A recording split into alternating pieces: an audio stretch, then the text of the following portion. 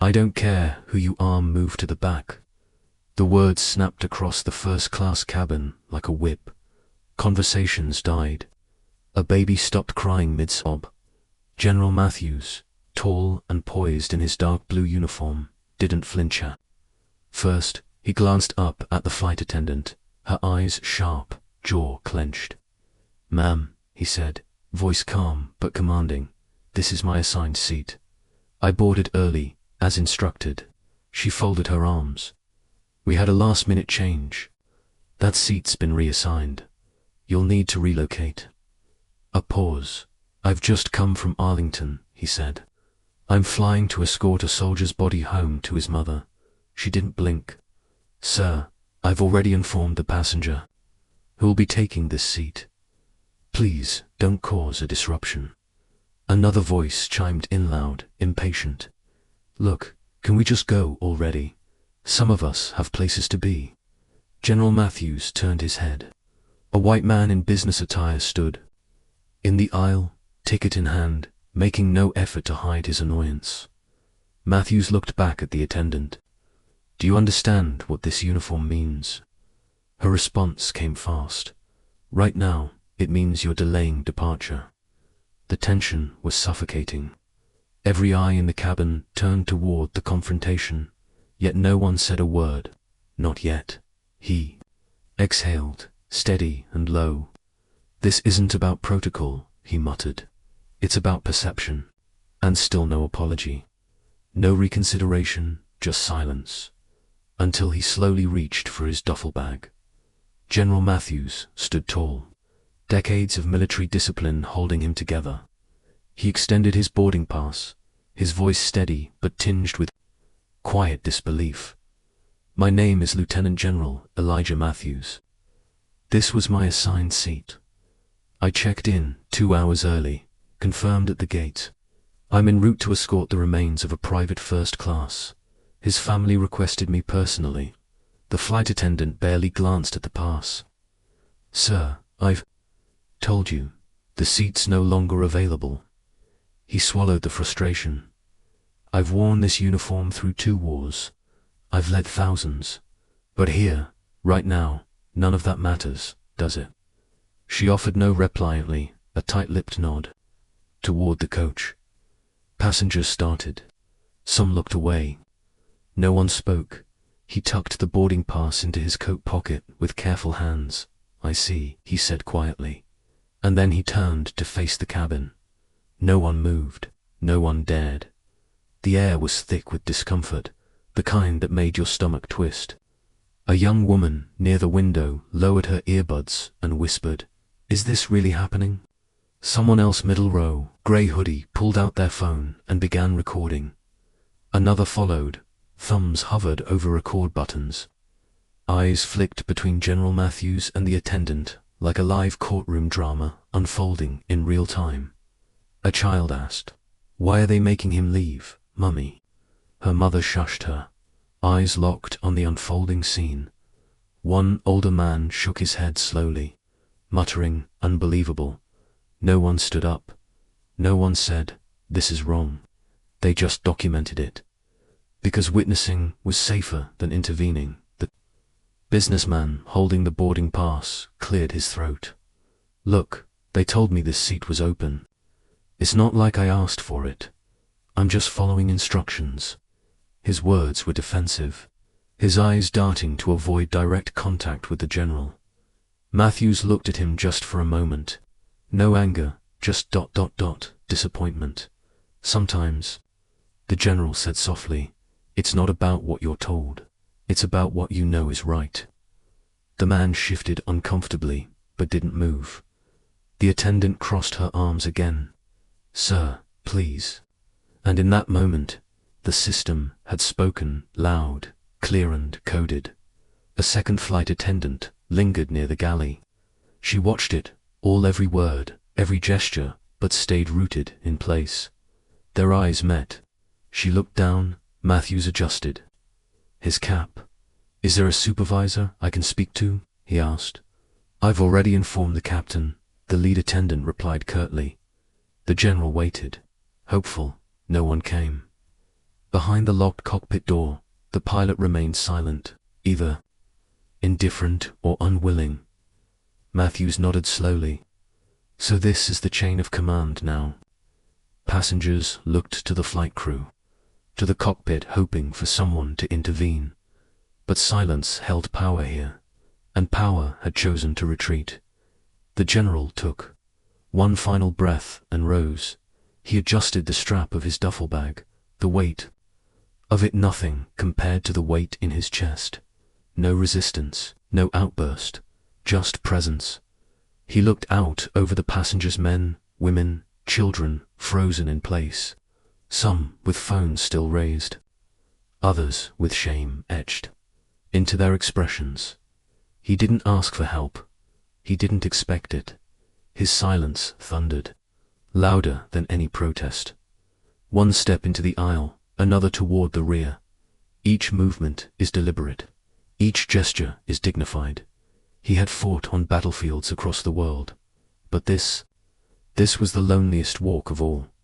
His foot hovered mid-step, a still frame in time, his face stoic, but his eyes betrayed the hurt. And then a voice, quiet but resolute, pierced through. Before we tell you what happened next, ask yourself, what would you have done? The screen fades to black, but the truth doesn't. It lingers. Matthews, General Matthews. Elijah turned toward the voice. The clerk at the counter had a puzzled look, almost as if the title didn't match the man in front of him. Yes, he replied calmly, offering his military ID, even with the bronze star pinned to his chest and his rank stitched neatly above his heart. There was always a pause, always that flicker of doubt. Lieutenant General Elijah Matthews, age 52, decorated, distinguished, and the first black man to command his division.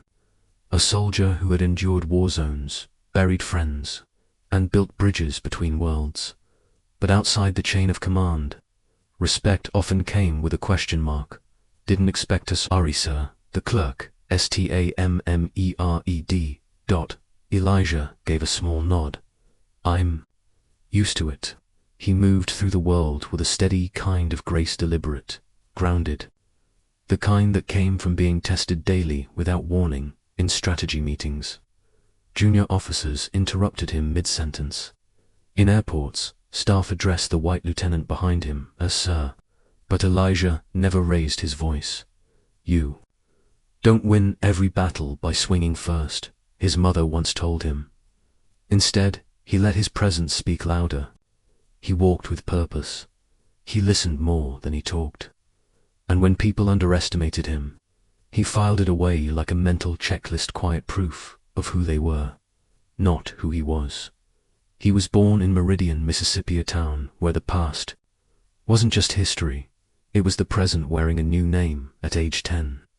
He was pushed off his bike by two older boys who called him boy and spat at his shoes. His knuckles bled, but he didn't cry. His mother, Loretta, wiped the dirt from his face without flinching. You don't give them your tears, Elijah. Not now. Not ever. She worked double shifts as a nurse, came home smelling of antiseptic and worn-out dreams, but she always had time to ask him what he'd learned that day. Be smart, not loud, she'd say. And when they act like they don't see you, make them feel your presence anyway. Joining the army was never just about getting outed, was about proving a point. Elijah signed up at 17, sleeves rolled up and eyes locked forward. He trained harder, studied longer, and outran every expectation placed in front of him. Let them underestimate me, he used to say. That's the best cover a man can have. But every promotion came with side eyes and side comments. You're so well-spoken, a colonel once said. You sure you belong in command? Another joked. He smiled through it. All but every word sharpened his resolve. He wasn't just earning rank. He was rewriting a legacy. First-class lounges didn't recognize medals. They saw color. Security guards asked if he was delivering something. Executives mistook him for a driver. Even in full uniform, receptionists asked, "Who are you here to see?" He stopped correcting them after a while. It wasn't exhaustion, it was efficiency. He'd learned to save his energy for what mattered, and still, despite it all, he led with dignity. Because respect, real respect, had to be rooted deeper than any surface glance. The call had come at 3:12 a.m. Private Jordan Lewis, 23, gone in an ambush. The kind of young soldier Elijah had seen himself in, bright, loyal, always asking questions. Now he was flying to meet Jordan's mother at Arlington. "I promised I'd bring him home if anything happened," Elijah murmured, staring at the folded flag in his hands. He kept his promises. He sat in seat 3A, quietly duffled beneath his feet, unaware that dignity, once again, was about to be tested. "Sir, I'll need to see another form of ID, General." Matthews handed over his Department of Defense credentials without a word. The airline agent took them, brows drawn tight, eyes scanning as if searching for something out of place. The line behind him stalled. Passengers shifted impatiently. The silence hung too long. "This is military," she finally said, tapping the card like it was suspect. "Yes, active duty," Elijah said calmly. She didn't smile, just nodded. Once, and typed slowly. Behind her, another agent waved through a younger white man with a cheerful welcome aboard. Elijah collected his documents, unfazed. Just noted it as he stepped onto the jet bridge. Elijah was met by a flight attendant, with tight lips and a curious squint. "Good morning," he offered. Her eyes dropped to his duffel, then flicked to his uniform. "Military boarding is Zone 1, she said, as if double-checking herself. He nodded. "Correct. First class, 3A. She blinked, clearly not expecting that. "First class." The way she repeated it, drawn out, tilted with doubt, made it sound like a question that didn't need asking. "Yes," Elijah replied, voice even. Her gaze lingered too long. "Well, all right then," she finally muttered, stepping aside with the stiffness of someone masking discomfort. "No, welcome. No thank you for your service." Just the sting of disbelief passed off as policy. Elijah moved past her shoulders. Squared. This wasn't new. But each time it happened, it layered itself like old paint that never quite dries. A few steps behind, a man in khakis and a Bluetooth earpiece walked up. The same flight attendant's posture changed instantly. "Well, good morning, sir," she chirped. "Heading home or away?" "Dallas for business," the man smiled back. "Lovely. Seat 3B. You'll enjoy the legroom," she beamed, stepping aside like she'd been waiting for him all morning. Elijah overheard it all from his row. Same section, same class, different reception. He didn't need it spelled out. The contrast was the explanation. It was the kind of bias you couldn't always prove, but you felt it every step, every second. Settled into his seat. Elijah watched as the cabin filled. The same attendant began service from the front, offering drinks to each passenger with polite smiles and napkins tucked neatly. When she reached his row, she paused just for a beat and continued right past him. No eye contact, no tray, nothing. The white passenger beside him received a ginger ale with 2 ice cubes and a small joke. About turbulence, Elijah turned slightly. "Excuse me." She kept walking. He didn't raise his voice, just leaned back, fingers pressed together, invisible again. Not because he blended in, but because she chose not to see him. First-class uniforms, or not. Some uniforms weren't enough. From his seat in the coach, Marcus, a tech consultant heading home, watched the moment unfold like a familiar film. He'd seen the subtle skips, the careful omissions. It wasn't just service. It was signaling. He noticed the drink passed to every passenger but the general. Noticed the way the attendant's smile vanished only for one row. Marcus sat forward, tension creeping up his neck. He didn't know the man in 3A, but he recognized the silence wrapped around him, and he knew what was coming next. The boarding line thinned. Then came a man in a sharp navy suit, glancing at his ticket with a puzzled expression. "Excuse me," he said, stopping at row 3. "This is supposed to be my seat." Elijah looked up. "This is 3A. I'm assigned here." The man checked again, confusion turning to confidence. "No, I've got 3A. Before Elijah could respond, the flight attendant was already at the row, eyeing the two men like a problem waiting to be solved. And she'd already picked her solution. "Oh, sir," she said, turning to the man in the suit with sympathy. "There must have been a mix-up. Let me sort this out for you." She barely glanced at Elijah. "Would you mind stepping aside so we can check your boarding pass?" "No," Elijah replied quietly. "I wouldn't mind you checking both of ours." Her smile thinned. "I'm sure it's just a clerical issue," she said, louder now, inviting others to hear her authority. "It's not the first time someone assumed I didn't belong," Elijah added, handing over his stub. The man in the suit looked uncomfortable. "I'm just trying to get to Dallas." "So am I," Elijah said, steady. Years of microaggressions had taught him. The moment you go silent, you agree. Tension settled in the cabin like pressure before a storm. Passengers shifted in their seats.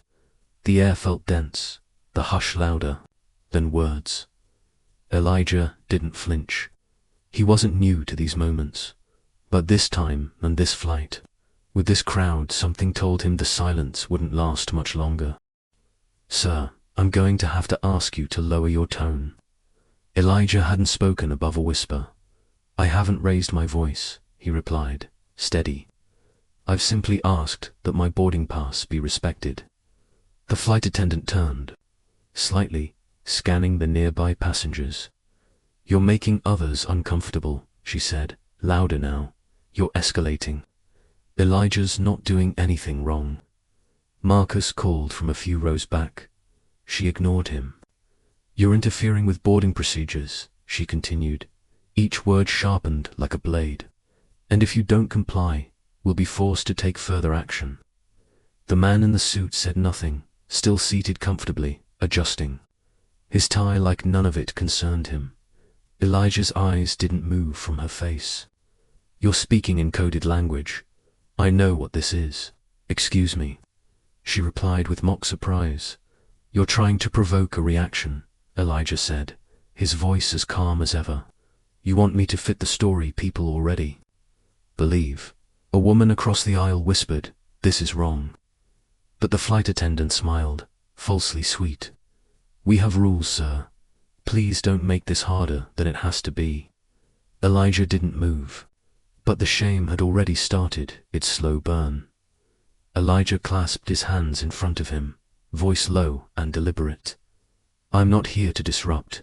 I'm here to fly, like everyone else." "Then cooperate," she snapped.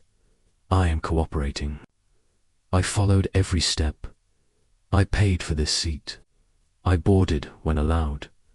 The only thing I didn't do was accept being overlooked." Her jaw clenched. Passengers nearby turned in their seats, unsure where to land their attention. He turned slightly, addressing the cabin without raising his voice. "This isn't about seats. It's about assumptions." A man murmured, "He's right." The attendant crossed her arms. "You're refusing to de-escalate. I'm refusing to disappear." Elijah replied, eyes steady. "I've worn this uniform for over 30 years. If I can be questioned like this, imagine what happens when no one's watching." The flight grew still, but the stillness didn't bring justice-only tension. "That's it, the flight," attendant said, stepping back. "We're getting security." The words echoed down the aisle like a final sentence. "You're removing me for sitting in the seat I paid for. You're being uncooperative," she barked. "And your attitude is unacceptable." A few passengers gasped. One woman pulled out her phone. "I'm being calm," Elijah answered, measured. "You're uncomfortable with the fact I'm not reacting the way you want." "I've given you chances," she said. "And now I'm calling the pilot." Elijah nodded slowly. "Call him." She stormed off. The murmurs grew. Why's she treating him like that? He didn't do anything wrong. That's racial profiling, plain and simple. Elijah remained standing, posture firm but heart sinking. This wasn't his first encounter with systemic racism in public spaces, but rarely did it wear its mask so openly. Phones began to rise. Subtle but sure. The whispering turned into pointed comments. Record this. Tag the airline. Don't let this get buried. Marcus had already hit record, capturing every word since the first accusation. Other black passengers sat frozen, not in shock, but recognition. The younger ones looked at Elijah with quiet awe. The older ones just shook their heads, weary from a lifetime of similar stories. He stood surrounded, yet somehow still isolated. The digital world was watching now, but would it matter? Would truth finally be louder than assumption? The pilot finally emerged, expression tight with practiced neutrality. "Sir, I'm Captain Reynolds. I understand there's been an issue. There's been a misunderstanding," Elijah replied. "I'm in my assigned seat. The issue is how that's being handled." The pilot nodded slowly, then turned to the flight attendant. "Was there a booking conflict?" "No, Captain." He just became argumentative. Captain Reynolds sighed. "Sir, I understand your frustration, but in situations like this, we have to think of greater peace. By asking the wrong person to move. I'm asking you, please," he said, tone dipped in diplomacy. "Let's not escalate this further." Elijah exhaled. 35 years of service, he muttered. "And the peace you want comes at my expense." The pilot didn't respond. He just stepped aside, clearing the way for injustice. Dressed in authority, Elijah didn't shout, didn't argue. He reached beneath the seat and picked up his bag. The white man adjusted his jacket, legs stretching out slightly as the path cleared. No apology, no gratitude, just ease. Elijah stepped into the aisle. The walk felt endless, every step heavy with a weight far greater than luggage. People watched, some with sympathy, others with shame. Marcus stopped recording and stood. "You don't have to take this, sir." "I already have," Elijah replied. He wasn't walking to the back of the plane. He was walking through a history that never left. Elijah paused beside the seated man, hoping for acknowledgement, any sign of discomfort. But the man stared ahead, eyes fixed on the emergency card in front of him. No glance, no words, just silent stick with entitlement. Privilege didn't have to speak. It just had to stay seated. Elijah turned away, the sting of invisibility sharper than any slur. The absence of courage in that seat was louder than the accusation that started it all. He found his new seat near the back, head low, beneath his breath. He whispered, 50 years, for this. He wasn't talking about the flight. He meant the decades spent serving a country that often failed to serve him back. The medals, the missions, the sacrifices, they shrank beneath the weight of public humiliation, and all it took was one lie, one stereotype, one silent shrug, to strip it away. "Wait a minute," a voice cracked from row 9. An older woman leaned forward, glasses trembling in her hands. Is that General Elijah Matthews?" The cabin fell still. Someone whispered, "The man from the Somalia rescue, the Medal of Valor." "Yes," she said, louder, rising slightly. "That's him. That's General Matthews." Gasps rippled like aftershocks. The atmosphere shifted, but not fast enough to undo the damage already done. Within minutes, the footage hit social media. Captions read, "Decorated black veteran removed from first-class seat. Racial bias. On American flight. This is General Elijah Matthews." Twitter lit up. TikTok exploded. Instagram Reels shared the video. Worldwide news outlets reached out. Veterans organizations released statements. Civil rights advocates demanded accountability. Inside the plane, passengers exchanged looks, some proud they had filmed, others ashamed they had stayed quiet. Elijah sat still, eyes closed. The moment had passed, but its echo had just begun. And as the plane rolled toward the runway, the nation prepared to face the turbulence they could no longer ignore. "Sir, your phone." The flight attendant's voice was suddenly quiet, almost apologetic now. But General Matthews barely registered it. The second the wheels hit the tarmac, his phone lit up like a battlefield command center, hundreds of messages, notifications, and missed calls. He tapped open one text from his godson. "Uncle Matt, you're trending." The whole world saw what they did. Matthews stared at the screen as the hashtags piled in. Hashtag justice for general. Hashtag dignity in uniform. Hashtag flying while black. Videos from multiple angles flooded social media. One showed the attendant's sharp words. Another captured his silent walk down the aisle. He scrolled past comments. "He's a decorated veteran. Imagine serving your country for 50 years just to be humiliated like this. We stand with General Matthews." Matthews exhaled slowly, gripping the phone tighter. Something had shifted. This wasn't just another story. This was a storm. By the time Matthews exited the airport, the world had already chosen its side. The hashtag justice for general was everywhere. Instagram stories, TikTok videos, news banners. Prominent voices added fuel. A US senator tweeted, "If this is how we treat our heroes, what hope do civilians have?" Veterans groups issued joint statements, demanding accountability. Celebrities reposted the video with personal messages of support. One post from a black actor read, "That man carried the flag into war. Now he's being told to sit down and be quiet. Not today." The movement wasn't just about Matthews anymore. It became a collective roar, and as the voices grew louder, a line was drawn. The airline had stayed silent long enough. People weren't waiting for an explanation, they were demanding justice. When the airline finally spoke, their words landed with the weight of a paper umbrella. "We are aware of the incident involving a passenger and a member of our cabin crew. We are conducting an internal investigation and remain committed to inclusion and respect for all." That was it. No name, no apology. No mention of Matthews' rank, service, or the clear footage that had already circulated worldwide. Public reaction was instant and blistering. "You remain committed to what? Disrespect." The vague statement did more harm than good. Instead of calming the outrage, it ignited a new wave. Hashtag boycott the airline. Zara Henderson, a 29-year-old reporter for The Pulse, was the first to dig deeper.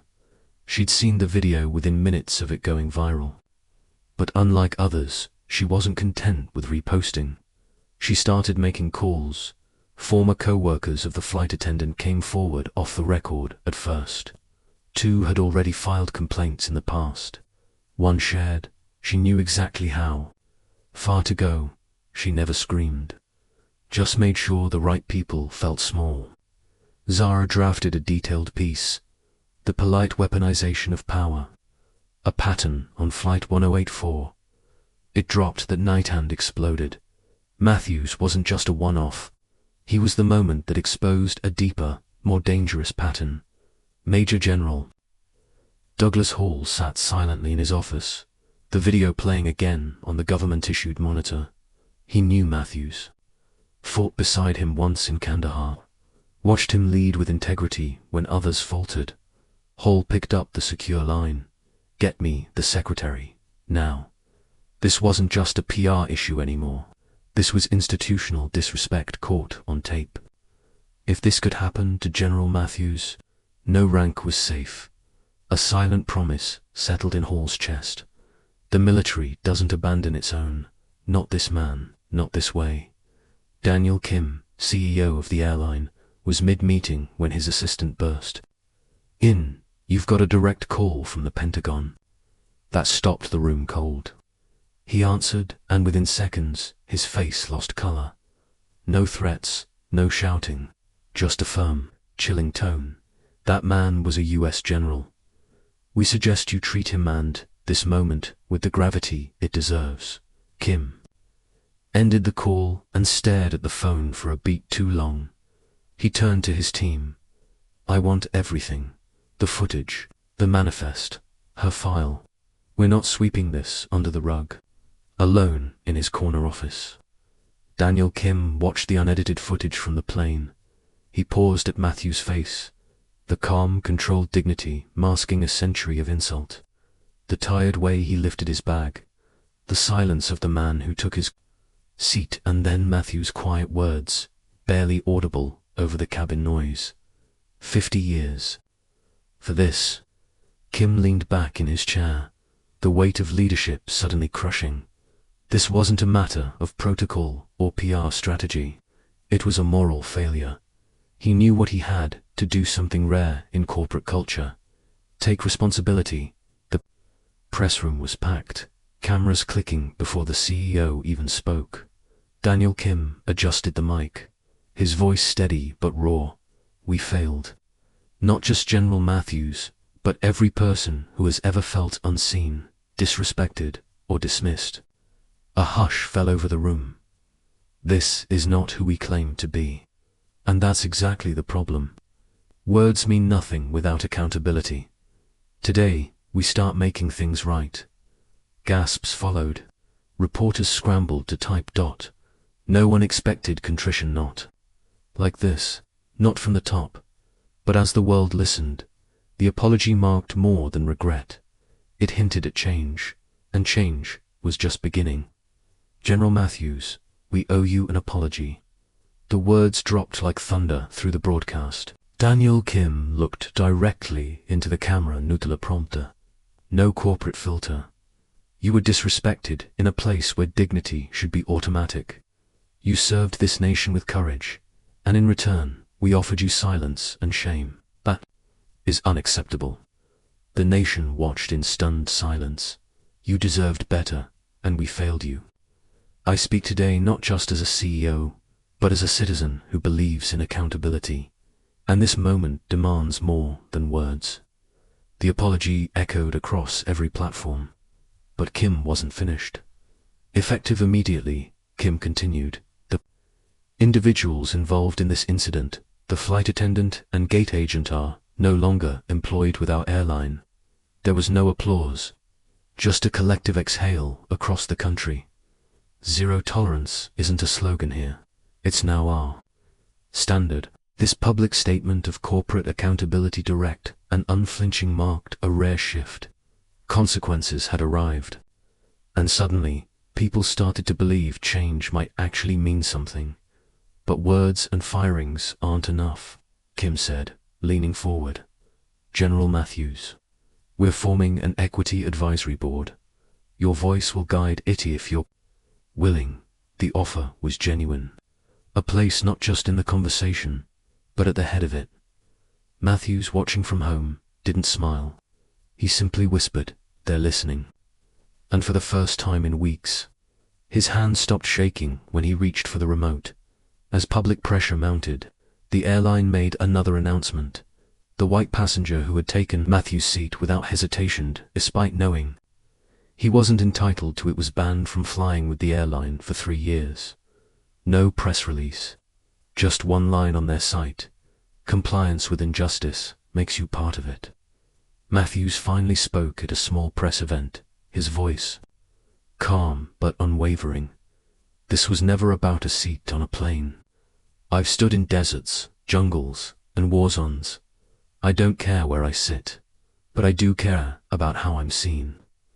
I wore this uniform for 5 decades, not for upgrades, but for equality. He paused, eyes scanning the crowd.